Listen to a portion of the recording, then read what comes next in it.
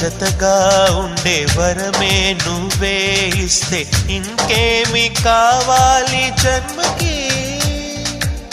మచ్చలేని చంద్రుడిని మాట రాక చూస్తున్నా, వరస కాని బంధుని చొరవ చేసి అంటున్నా, ఇంకెప్పుడు ఒంటరినని అనరాదని, నీకు సొంతం అంటే నేనేనని.